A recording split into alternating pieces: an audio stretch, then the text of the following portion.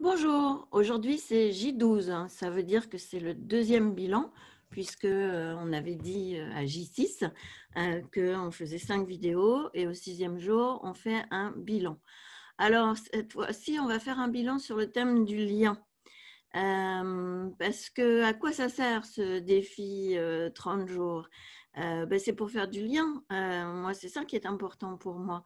Ce que je souhaite faire, bah, c'est déjà remercier les personnes qui ont eu un impact sur mon parcours, sur tout ce chemin de transformation que je suis en train de mener depuis 3 ans avec ma certification de coaching et la préparation de mon projet entrepreneurial. Donc voilà, déjà moi, je fais ça avec une certaine fierté parce que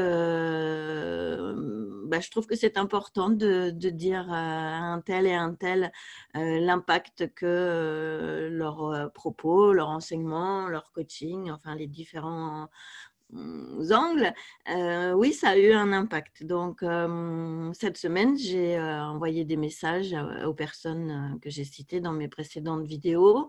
J'ai commencé à publier sur mes réseaux sociaux, sur LinkedIn, sur Facebook et puis sur Instagram.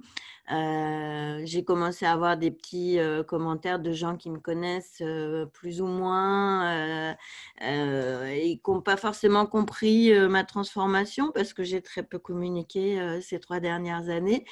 Donc, plusieurs m'ont dit qu'ils étaient ravis d'en apprendre un peu plus et de savoir ce que je faisais, hein. Il y en a, ils m'ont connue dans une vie antérieure quand j'étais consultante en communication et marketing dans l'agroalimentaire, le tourisme et le secteur de l'innovation.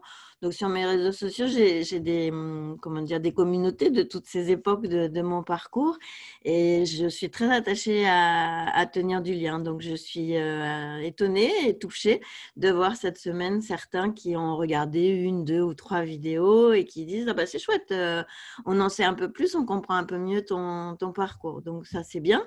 Et puis les personnes que j'ai citées, pour certaines sont très émues, d'autres ne se sont pas du tout manifestées, mais bon bah c'est ok. Et voilà quoi. Donc gratitude déjà.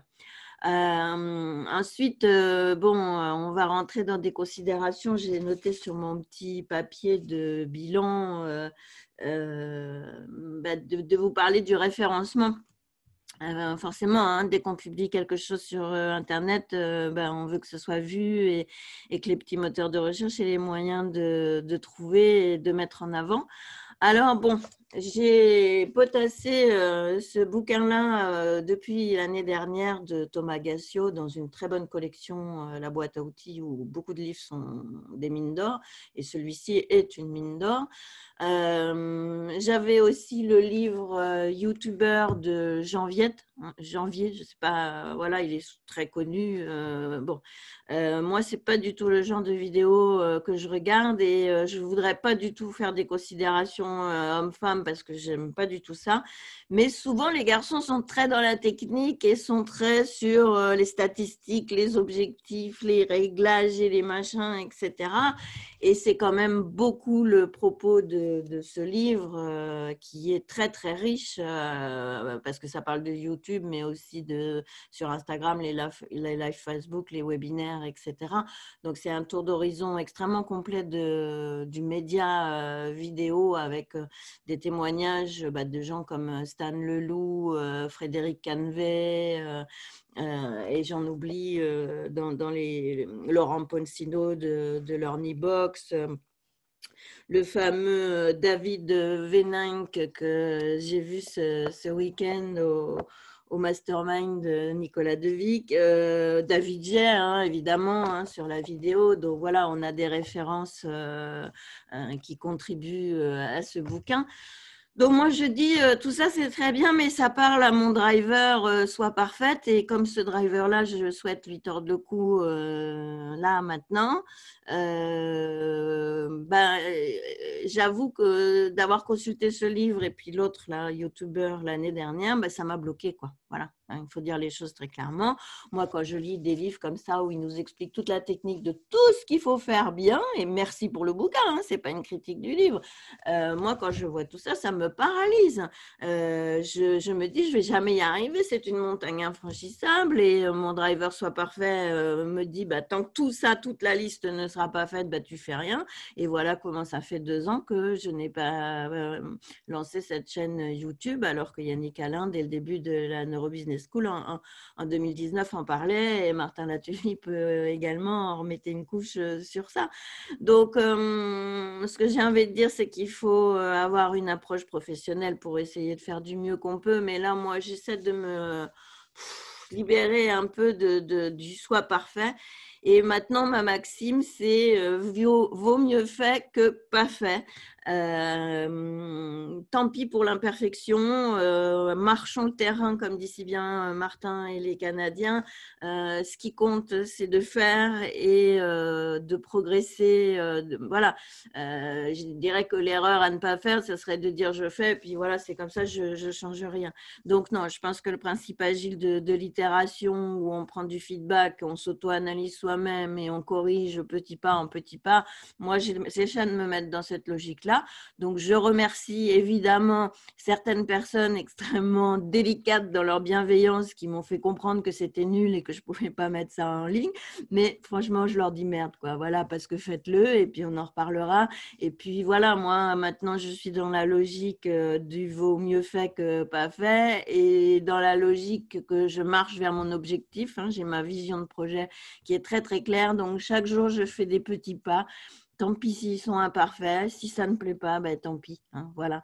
Je crois qu'on est tous sur un chemin d'apprentissage et qu'un petit peu d'humilité et de vraie bienveillance, ça serait pas mal.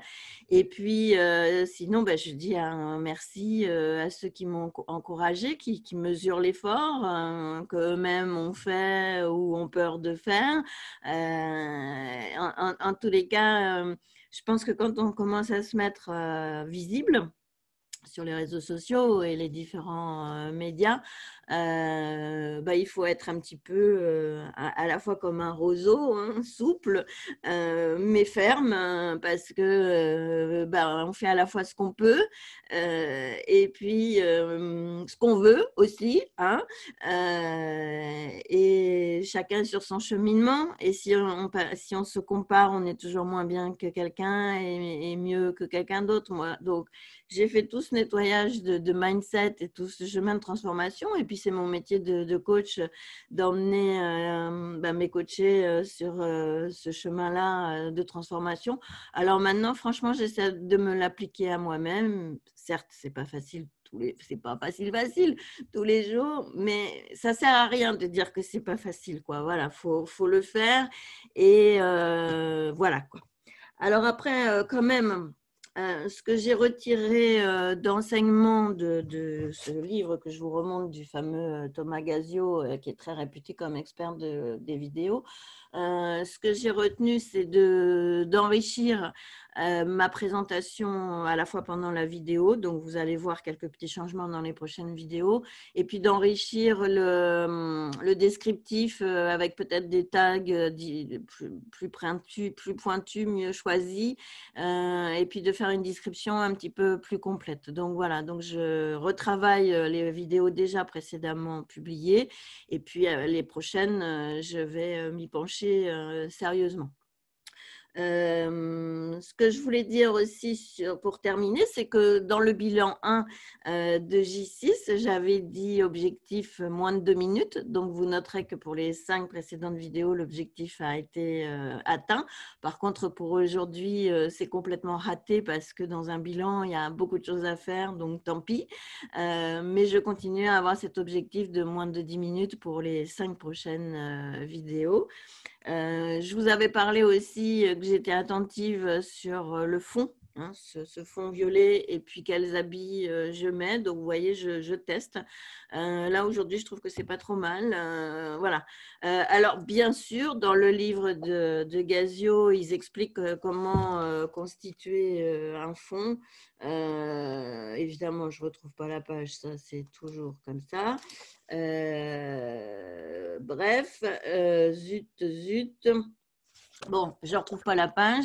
Il explique qu'en fait, il faut avoir un fond en 3 trucs, c'est-à-dire le mur derrière assez loin avec une petite déco de fleurs, une étape intermédiaire qui est souvent le fauteuil de couleur, voilà, et puis soit dans un premier plan. Donc, ça fait 3 étapes, ce qui donne de la profondeur et permet de voir le visage dans une certaine perspective. Bon, Nathalie Alstim, qui est pour moi un modèle sur beaucoup de choses, fait exactement ça. Donc, je suis sidérée de voir qu'encore une fois, elle coche la case parce que c'est vraiment top. Moi, je suis dans un minuscule appartement. Je ne pourrais pas faire cette distance et ce truc. Et croyez bien que ce fond violet ne me satisfait pas pleinement. Mais pour l'instant, je n'ai que ça et j'y pense. Je vais chercher des solutions, mais ça ne sera pas pour la vidéo de demain. Et je cherche, quoi. Voilà, hein. Tout comme dans mes habits, je cherche ce qui passe le mieux à la lumière. Voilà, donc c'était pour vous dire que je suis consciente de cet aspect identité. Mais je fais avec les moyens du bord et d'autant plus que l'année dernière, c'est un des points qui m'a bloqué où je m'étais dit, oh bah non, je peux pas faire, bah t'as vu ta gueule, t'as vu ton décor, bon. Voilà quoi, on tourne en rond avec tout ça, donc zut quoi. Voilà. Donc, pour terminer, je vais quand même appliquer un point très précis qui, vous allez le voir, vous le connaissez, mais je ne l'ai pas fait dans mes vidéos, hein, évidemment, parce que c'est toujours comme ça. Donc, comme dirait si bien Thomas Gazio, comme d'habitude, si vous avez aimé cette vidéo, cliquez sur j'aime et partagez-la. Ou bien, abonnez-vous à ma chaîne et activez la cloche pour ne rien manquer. Voilà. Bah, écoutez, je n'avais pas osé le dire et oui, c'est ça, c'est oser le dire. Et déjà, ça fait un petit soutien. On n'a pas l'impression de parler trop tout seul. J'attends pas ça. Je ne suis pas sur les statistiques toutes les 5 minutes, ni de mon blog, ni là maintenant de YouTube. Mais c'est vrai que pour démarrer, d'avoir des premiers likes et puis des premières personnes qui s'abonnent, ça réconforte. Et sachez que ma cible de cette chaîne YouTube, ça sera de partager mon projet entrepreneurial de coach où je montrerai les différentes facettes de ça. Donc, ça peut intéresser toutes les personnes qui se demandent à être coach. Les gens que je coach dans le territoire de la maladie chronique, que ce soit les malades et leur environnement, je pense peuvent être intéressés de savoir qui est le coach et de comprendre le parcours. Et puis toutes les personnes avec qui je peux être amenée à collaborer de près ou de loin. En tous les cas, c'est pour tisser du lien. Les statistiques, je ne vais pas dire que je m'en fous parce que si personne regarde, évidemment que ça ne sert à rien. Mais ce qui compte, c'est du lien de qualité et qu'on puisse après nouer des échanges. Donc voilà. Mais bon, pour l'instant, si vous pouviez faire des petits likes et vous abonner, parce que pour l'instant, je n'ai qu'un seul abonné et pas de like, donc Calimero, voilà quoi. Bon, allez. Bonne journée et puis je vous dis pas quoi demain, mais on change complètement d'horizon. On sort de la Neurobusiness School et de l'Académie Zéro Limite. Je vais vous emmener dans mon jardin un peu secret. Voilà, à demain.